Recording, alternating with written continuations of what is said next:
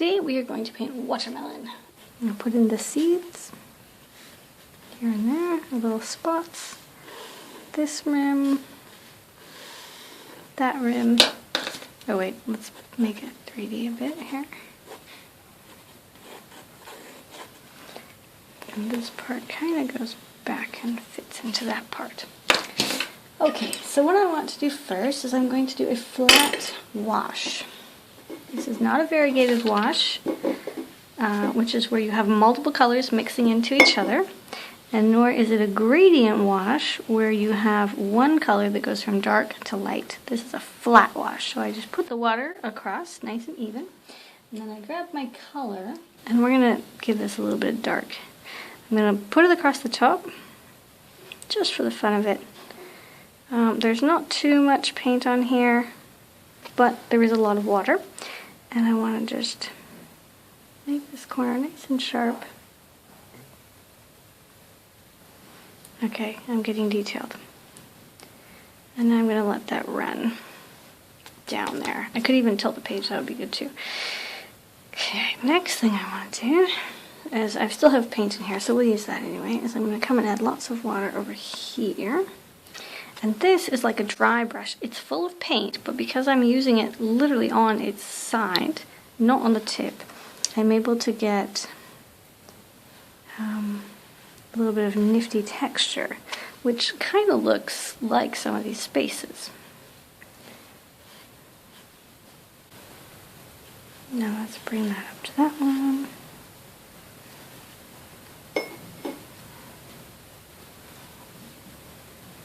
Just a smidge more in the color. I'm still doing it on the side of the brush, but really with the end mostly, in order to come around that space. Now we have a little bit of white. Because I'm going for fast, I don't really want to stop.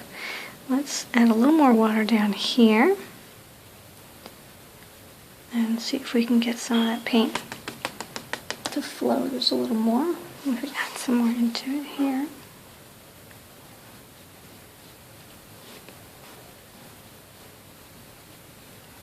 And I'm just dropping this in because it's going to flow and move all by itself. The loose watermelon, which is my favorite food, in case you guys don't know that. Next, I want to add some water across here.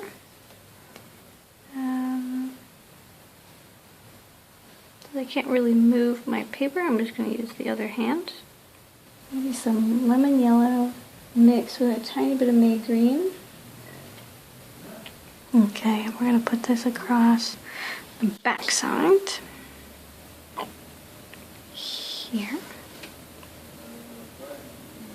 Now I don't want to fill it all in nice and solid. I want to have lots of spaces because it is watercolor and it's a loose watercolor. So if we do go over a second time, I would maybe go the other direction or put on more details. But right now we're just kind of blocking in the colors. Now that is pretty thick. So what I can do is come back, dry my brush a little bit, clean it off, come back with some water,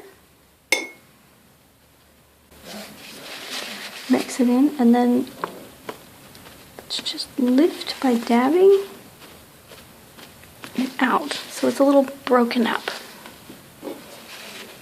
Okay, and then over here, now on the back of this watermelon I've got two tones.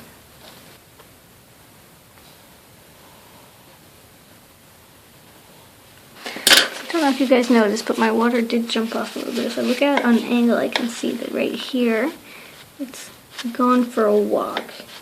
And I don't want the water going anywhere where it shouldn't be. So I'm just taking off with some paper towel.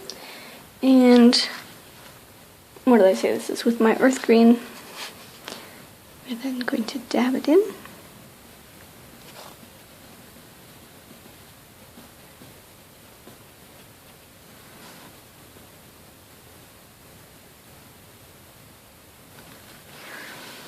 Dab in some sap green.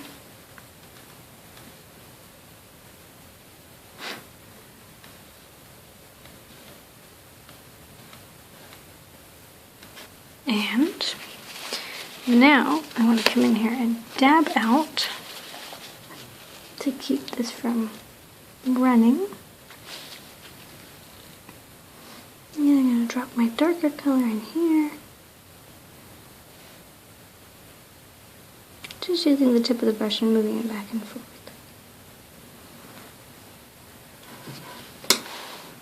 Okay. So that's pretty good. I could totally just leave that alone now. Or, just for the fun of it, this is where our video might go a little longer, I can come back and put on, because this is completely dry now, I can come back and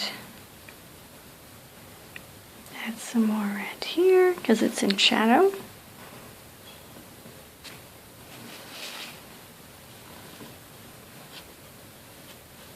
Just dabbing and dragging, dabbing and dragging, dabbing and dragging. And then I'm going to lift off a little bit to get some texture. Maybe a little bit at the end, because that would be theoretically a little thinner over here. Come in here and put on my little seeds. Is there anything else? There's one here too. So, there we go. Super quick, super simple, very loose, just for the fun of it. Now, you can always come back and do more. We could do pen on top. We could let the whole thing dry and then do another layer of green. We could do more in this area. We could even add these tiny little spots if we wanted to make it more detailed. Also, I could add more paint around the edges here and then use my spray bottle and get it to go for a walk in all directions. Now, the only thing I'm noticing is this part is actually wrong. So I'm going to lift that out right there. Just making sure that the paper towel is somewhat in the form that I want. I'm pushing it on. Okay. Let's just wet that.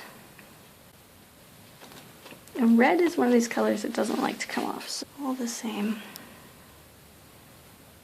I'll just add some of the green back in there.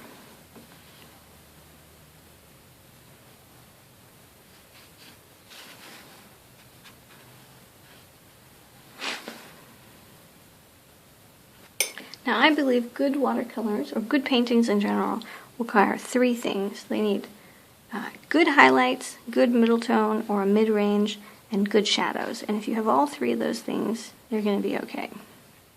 So in other words, what you're looking for is tone.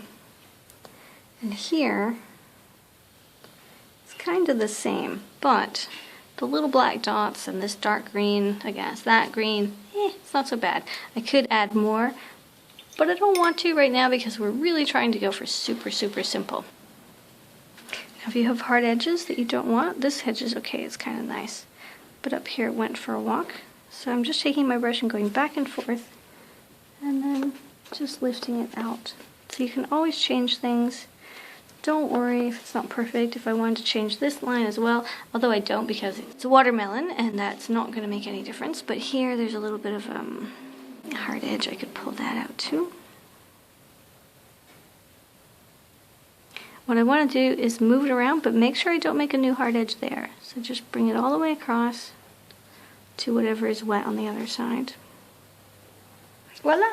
So the last thing to do is sign our work. And let's see, this is 2016. Thanks for watching. I'm Scarlett, and I'll see you in the next tutorial. Toodaloo!